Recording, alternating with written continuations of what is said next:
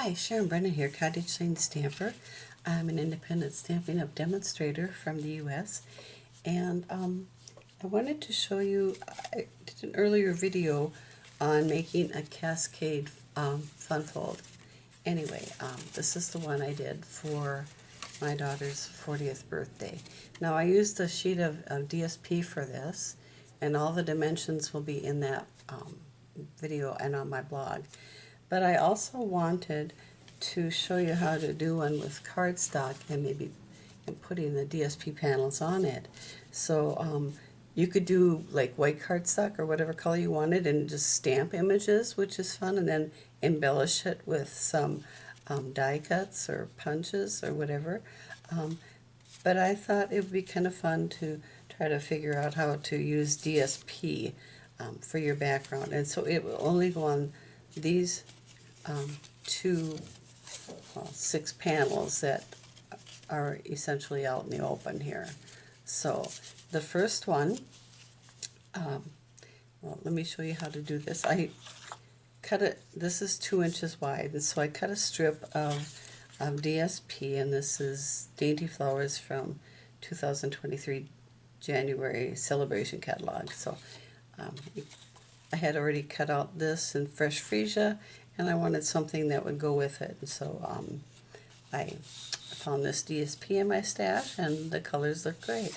So first I cut a strip of a DSP 1 7/8 inch wide, and then what I did, I measured from the bottom of the card to the top, and this is 4 3/4, so I want a little bit of border, so I'm going to go 4 5/8, and this side of it is 5 and can't see when it's laying down there. 5 3/8. 1, 2, 3, yeah, 5 3/8. Or no, gotta go all the way to the edge. Yeah, 5 3/8. So I'm going to cut this at 4 1/4. So my cardstock, I'm going to measure the longest piece first, which is 5 1/4. So bring this to 5 1/4 and cut that strip. And I'm going to cut another one the same length, 5 1/4. Now I am going to mark one of these at 4 5/8 on the side. So we're going to go here, we're going to bring this down to 4 5/8, and I could use my paper trimmer for that too, but I'm just going to use a ruler. So 4 5/8 is right there. If you can see that, I'll zoom in a little bit. Kind of glare from the light. So 4 5/8 is right there, and so I'm just going to put a little tiny pencil mark on the edge here. So we're going to cut an angle from here to there. And I'm going to do both of these at the same time. And if you're a sewer, like I used to be, we're going to do something we called, zoom out a little bit again, right or wrong sides together. So I'm going to flip one of these over and make sure I have the one with my mark on it. It's so light I can barely see it. Let me do that again. 4 5/8. As soon as I put my ruler down, I'll find it, right? So 4 5/8 right there. Yep, it's right at the bottom of that that branch. That's why I couldn't see it.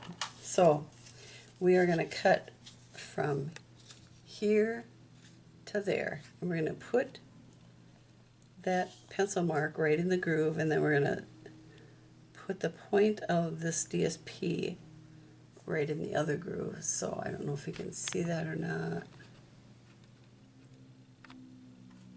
Light out of the way. So we're going to cut these, and so by cutting one wrong side and one right side, we'll have one for each side.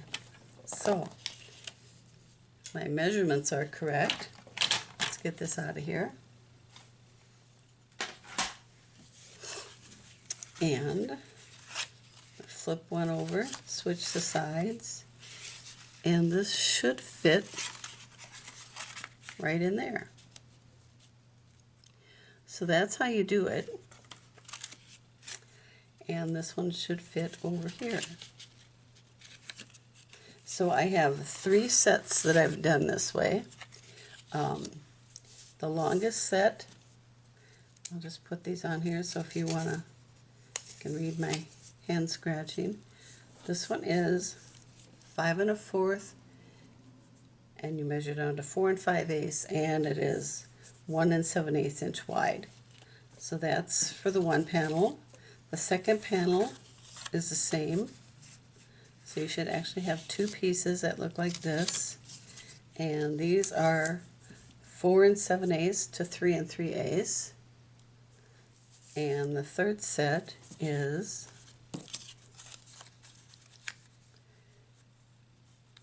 one 7/8 inches wide, 3 1/4 by 2 5/8. So 3 1/4 to 2 5/8. So we're going to decorate this card, and I hope this helps you. I'll have all these measurements on my blog, cottageLaneStamper.com, and we're just going to put these panels on here and see how this looks. So I'm going to use glue because you can actually move it around a little bit. It's a little bit more forgiving than Stampin' Seal. You can slide it around, providing you get it on the right side. So this one will go right here.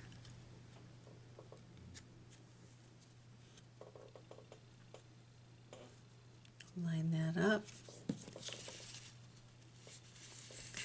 And this one will go here. I'm actually going to put my glue on my cardstock. Just a little ways from the edge. Slide this one on here.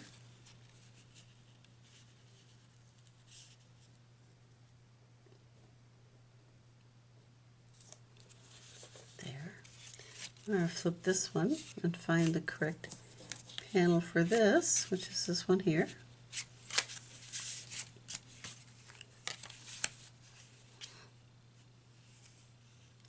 Now you could also use different types of panel, DSP on each panel. You don't have to use the same thing. Do it, you know, it's your card. You just do it however you want. So that's what I love about card making. It just use the supplies that you have at home, and especially for fun folds. Let's see if I got the wrong one here, wrong size. And just adapt it to what you have, so you don't have to invest a lot of money. And this one will go here.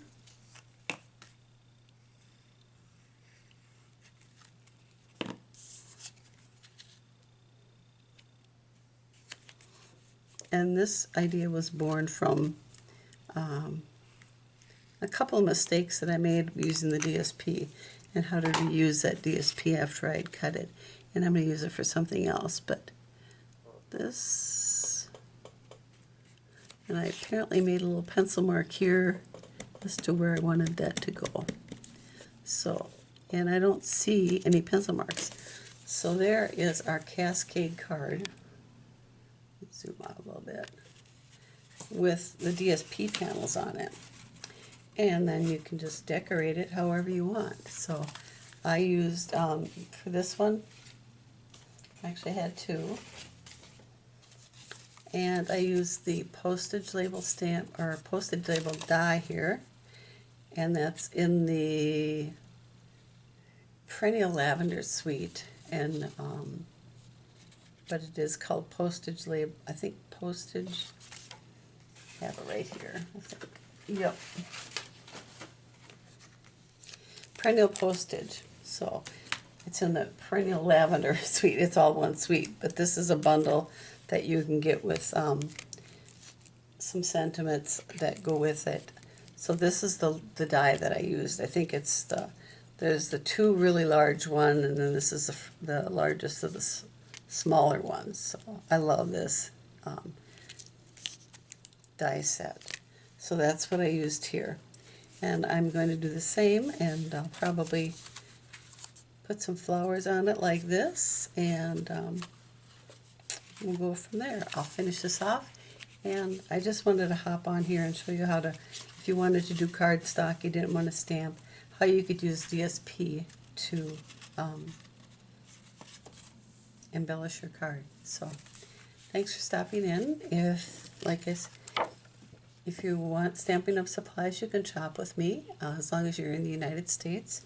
And this is a QR code for my Stampin' Up! Website. This is for my blog, so subscribe to that and you'll get all my videos and updates. And my events calendar, I have some local events. And this is if you want to subscribe to Paper Pumpkin. The Perennial Lavender Suite actually coordinated with the Lovely Lavender Paper Pumpkin Kit. I like that they're doing that. And I don't know that the full kit is available. You might be able to find the refill kit, and that will have everything but the ink spots and the stamp. But you can use your own stamps and your own ink, so it works pretty well. Anyway, thank you for stopping in. I hope you enjoyed this. I'm going to finish this up and then post it, and we'll talk to you later. Take care. May God bless. Bye.